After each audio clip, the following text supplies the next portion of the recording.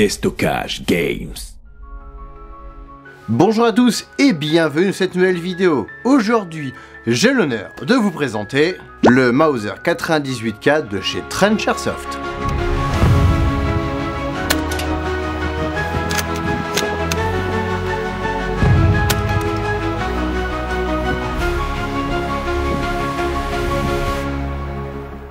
Avant toute chose, je souhaite remercier Trench Airsoft pour son soutien. Vous pourrez naturellement retrouver le lien de cette réplique en description. Merci également à DG Airsoft pour son sponsor. Vous pourrez retrouver d'autres versions du Mauser en version Airsoft dans leur boutique. Là aussi, vous pourrez retrouver ces liens en description. Merci également à La Petite Musette chez qui vous pourrez retrouver pas mal de matos US et allemand seconde guerre.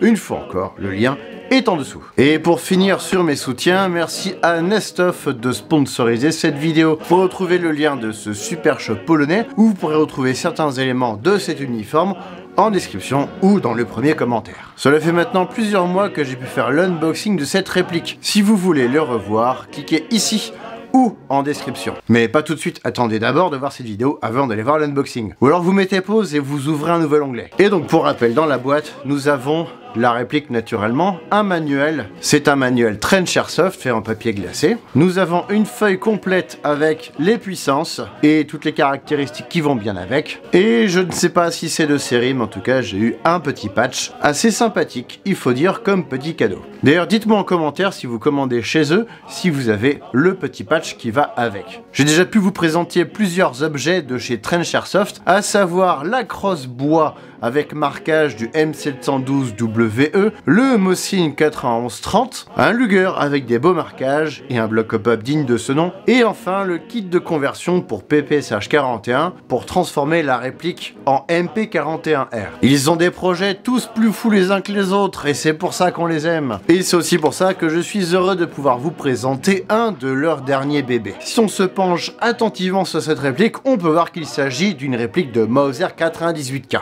Début de guerre. C'est un custom basé sur le 98K de chez Tanaka en version Spring, référence qui a ensuite été repris par SNT, première version, et Snowwolf. Vous pourrez d'ailleurs retrouver l'analyse du G3340 dérivé du 98K de chez Tanaka en suivant la fiche ici. Et si je couche avec, je me tape la fiche. Trench Airsoft a d'ailleurs sorti d'autres versions sur le même modèle avec le Gewehr 98 ou le Gewehr 98M. Et donc petit bonus, tous les chargeurs des marques précitées, donc Tanaka et Snowwolf, sont compatibles avec cette version de chez Trench Airsoft. Alors, les non-spécialistes ne verront pas de différence avec le Mauser 98K classique, que tout le monde connaît en Airsoft. Mais en regardant un peu plus près, on va pouvoir jouer au jeu des différences. À savoir que ce Mauser est le premier et le seul à date, à pouvoir être utilisé pour de la partie d'airsoft orientée campagne de France, donc 1940. Tout d'abord, le bois. On peut voir qu'il est en lamellé-collé. Phénomène arrivé à partir de 1937. La crosse du Mauser début de guerre est en noyer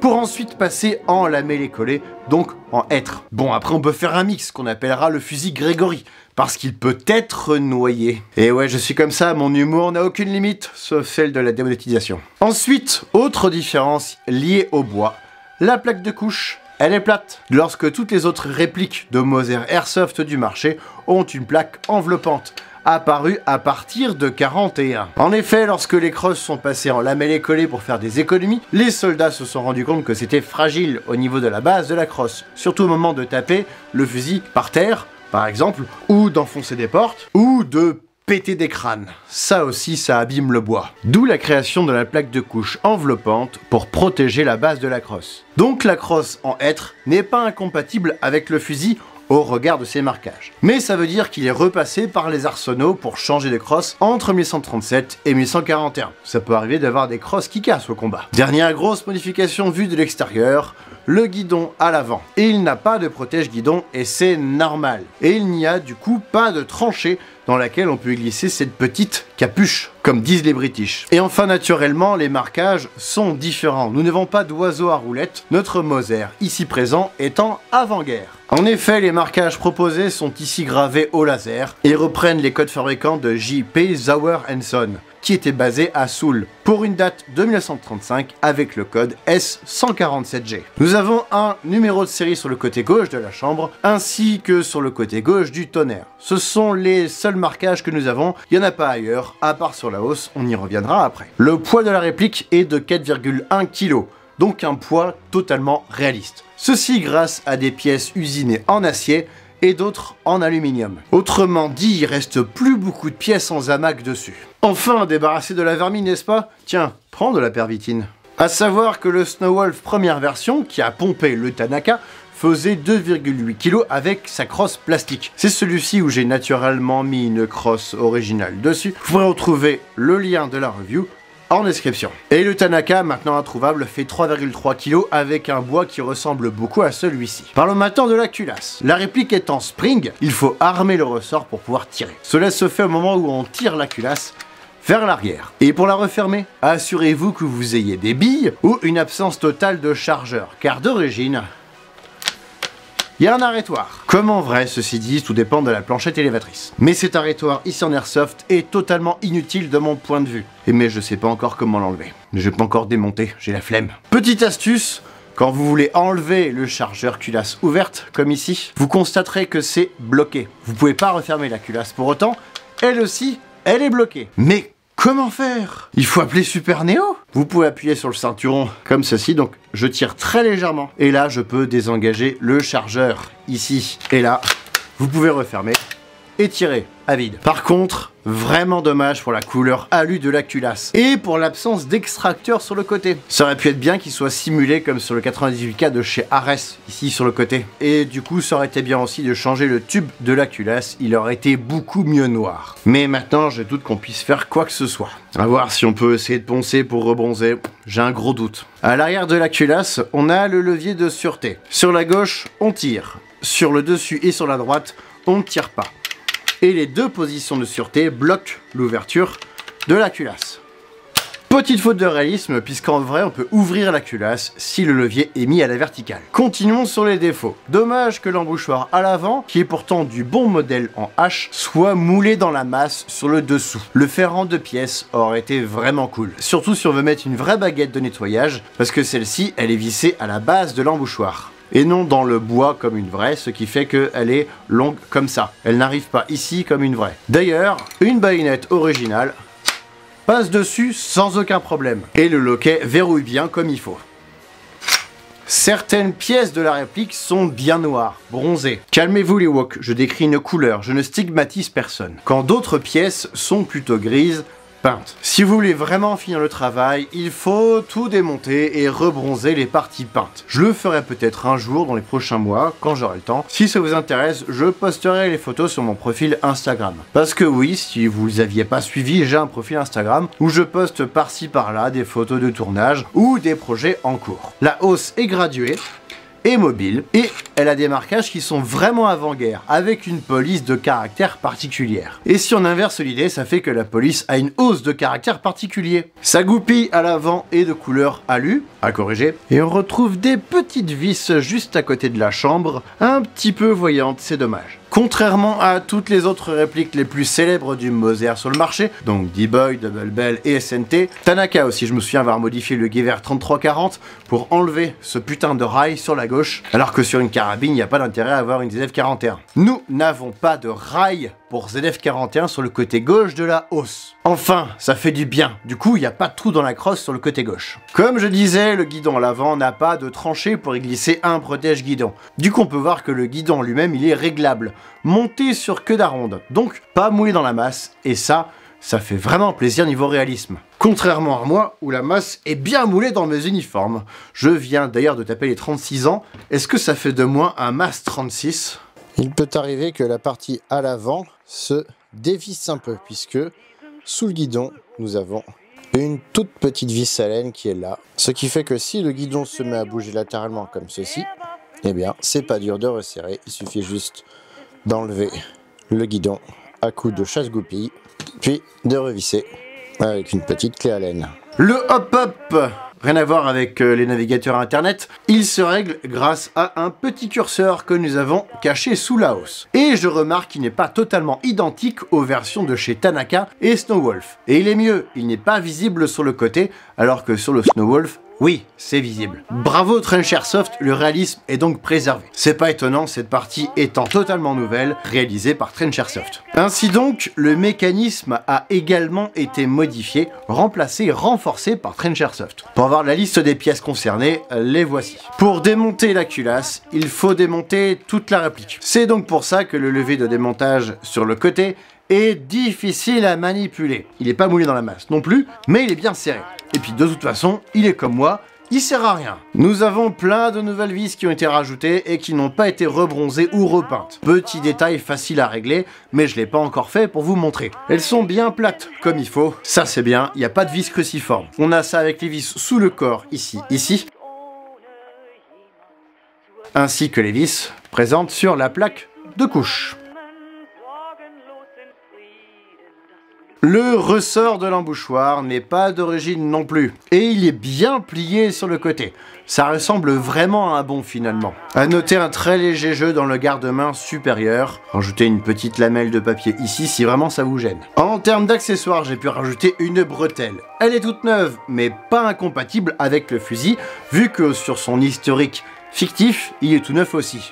En tout cas le bois. Les chargeurs supplémentaires peuvent être achetés sur plein de sites dans le monde entier, comme sur Taiwan Gun par exemple pour 6 € par chargeur. Après vous pouvez vous procurer ceux de chez Tanaka, mais ils sont compliqués à trouver une fois encore, et les chargeurs Tanaka ils sont à 30 balles, pour le même résultat. Et au final on a des chargeurs en plastique qui ne passent pas dans les cartouchières de Moser classiques, mais ils ont une base en Zamac. Pour éjecter le chargeur, on a un petit bouton ici, situé à l'avant de la détente. Il est un peu discret, mais c'est quand même une faute de réalisme. Quand on a le nez dessus, on ne voit que ça. Le chargeur peut contenir 24 billes, mais ne le remplissez pas à fond. Et accompagnez bien le curseur si vous le verrouillez, puisqu'il y a une petite patte pour pouvoir le verrouiller, pour éviter de péter les lèvres du chargeur au moment de tout relâcher, puisque les lèvres sont en plastique. Ce serait dommage de faire une excision de chargeur, il perdrait toute sa valeur. J'ai la chance de pouvoir comparer avec un vrai Moser de 1935, qui a été rebronzé, hein, il n'est pas totalement d'origine, et qui a une crosse en noyer. Donc c'est parti pour faire une petite liste des éléments qui sont différents par rapport à la réplique. Tout d'abord, sur la crosse, il n'y a pas de marquage sur la réplique. Le numéro de série sur le dessous de la crosse n'est pas sur la réplique. Ça, ceci dit, c'est pas trop dur à reproduire. Autre grosse différence, la butée de crosse est pas au même endroit. C'est dommage. Comme je disais, l'embouchoir à l'avant est monobloc sur la réplique, alors qu'elle est en plusieurs parties sur le vrai. Mais par contre, l'avant est quand même bien reproduit. Autre différence, sur le pontet, on a un trou sur la réplique qui n'existe pas sur le vrai. Bon, au niveau marquage sur le tonnerre, c'est bien fait. Évidemment, ce sera mieux le jour où j'aurai le temps de rebronzer. La culasse, il manque les marquages. Un de ces jours, je pense que je les ferai. Les hausses sont quasiment identiques, sauf qu'on n'a pas la graduation sur le côté droit sur le vrai. Faute de réalisme ou pas, ça j'en sais rien, ça s'ouvre, on a plusieurs modèles. Par contre, le modèle original a des marquages sous la hausse, qu'on n'a pas sur la réplique. Ici, on a un mode 98 qui est absent ici, mais de manière normale. Parce que ce modèle-là, ce fabricant-là n'en avait pas. Petite précision sur le numéro de série, il n'est pas bon. Et je pense que c'est volontaire pour éviter qu'un jour quelqu'un puisse le faire passer pour des vrais au niveau des pièces de rechange. Et pour finir, maintenant que je vous ai bien préparé pour ce moment, parlons du prix. Le prix des Moser Tanaka est élevé, n'est-ce pas? Eh bien, gardez ça en tête, parce qu'on est sur le même genre de gamme, mais en plus réaliste, plus exotique et plus puissant au passage. Vous pouvez vous offrir cette réplique pour 600 $, et comptez 74 ou 98 $ pour l'expédition via Chronopost ou UPS. Ceci pour la France, au moment où je tourne cette vidéo. Ensuite, prévoyez les frais de douane entre 120 et 150 € en fonction du transporteur et de leur barème. Mais du coup, vous pouvez choisir votre puissance sur le site via une liste déroulante. 300, 350 et 390 fps. Et comme on parle de puissance, on va pouvoir passer au test chronie à la 0,20 g, puis au test de tir sur une cible à 45 mètres à la 0,28 g. vergangenen Zeit. Waffenpräzise mit Leichtigkeit. Der 035 im Detail so klar. Er zeigt uns die Krieger von damals wunderbar. Von deutschen Helmen bis sowjetischer Macht. Er zeigt uns die Kämpfe bei Tag und bei Nacht. Britische Uniformen, französisch gestylt. Jede Naht, jeder Stoff, perfekt und geteilt. Jedes Stück von Hand gemacht. Er weckt das Echo von Schlachten, die einst entfacht. Mit Sorgfalt und Wissen, kein Teil wird verpasst. Neo 035 lässt nichts verblasst. Neo 035, du lässt Geschichte erklingen. Mit Repliken, die dir perfekt gelingen. Jede Uniform, jedes Gewehr erzählt von Kämpfen, die die Welt einst quält. Du bringst den Krieg zurück in Stil, doch mit Respekt so echt und viel. Neo 035, wir schauen dir zu. Mit jedem Video wächst unser Ruhm dazu. Die MG-20 in der Hand, die M1 Garant. Mit jedem Schuss fühlen wir das alte Land. Modifiziert für das echte Gefühl. Jede Waffe, die du baust, ist ein Meisterspiel. Vom Ostfeldzug bis zur Normandie zeigst du die Kämpfe wie nie zuvor, wie nie. Deutsche Maschinen, sowjetischer Stahl. Du erwächst die Legenden, macht's sie real. In jedem Schuss, in jeder Pose erzählst du von supergroßer Gnosis. Jede Änderung, jedes kleine Detail lässt Gerimmel mit. On peut constater qu'il tire très bien en sortie de boîte, avec une bonne régularité au chrony. Le hop-up est très sensible, vous pouvez pousser le curseur pour augmenter la pression du joint, ou tirer pour la diminuer, et donc baisser le tir. Et au niveau de la portée, en fonction de la bille, du réglage du hop-up et du ressort que vous aurez choisi, ici avec cette version-là, on peut taper dans les 60 mètres. Et il n'est pas trop difficile d'armer le ressort, ce sera donc assez simple de tenir sur la journée. Mais le plus gros défaut, hormis la couleur de la culasse, c'est la faute de réalisme au niveau des chargeurs, qui sont trop gros pour passer dans les cartouchières classiques. Il va falloir donc mettre vos chargeurs supplémentaires dans vos poches ou dans votre sac à pain. Enfin, dans le sac à pain, parce que moi dans mes poches, j'ai ma pervitine. Ma pervitine ? C'est ma meilleure vitamine!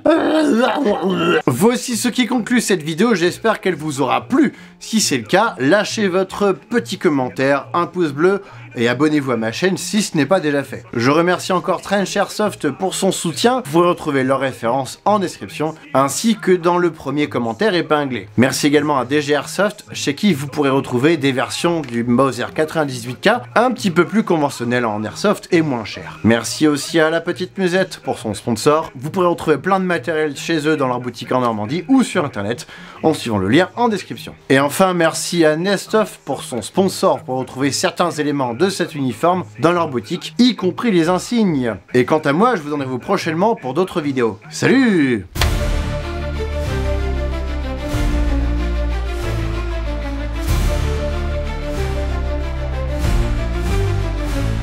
T'aimes l'histoire, si t'aimes le jeu, viens découvrir Neo 035, c'est du sérieux. Spécialiste d'airsoft, maître de la seconde guerre. Avec humour et passion, il te prend sous son aile. Il présente les soldats, les répliques, les blindés. De l'américain en français, tout est bien montré. Soviétique, anglais, ou même l'allemand. Sur sa chaîne, tout est fait avec soin et talent. Viens sur la chaîne de Neo 035, tu verras l'histoire comme jamais tu n'as vu. Avec des répliques, des blindés, des uniformes soignés. Il te plonge dans l'époque, tu seras captivé. C'est la référence, Airsoft, seconde guerre. Le passé reprend vie, c'est lui qui l'éclaire. Alors abonne-toi, rejoins l'aventure. Avec Neo, c'est la meilleure des cultures. Chaque vidéo est un voyage dans le temps. Les détails sont précis, tout est frappant. Neo te montre les armes, les tactiques oubliées. Des batailles célèbres, on commence à explorer et recréer des scènes avec sérieux et humour, mais toujours avec respect pour le grand retour. De la France à la Russie, des USA à l'Allemagne, il te guide avec soin à travers cette campagne. Viens sur la chaîne de Neo 035, tu verras l'histoire comme jamais tu n'as vu. Avec des répliques, des blindés, des uniformes soignés. Il te plonge dans l'époque, tu seras captivé. C'est la référence, l'Airsoft, seconde guerre. Donc, la crosse, en être, en laméléconé. En laméléconé. À laméléconé, c'est moi qui suis bien laméléconé, ouais. Il ne se contente pas de te parler, il te montre tout. Les chars, les tanks, les équipements de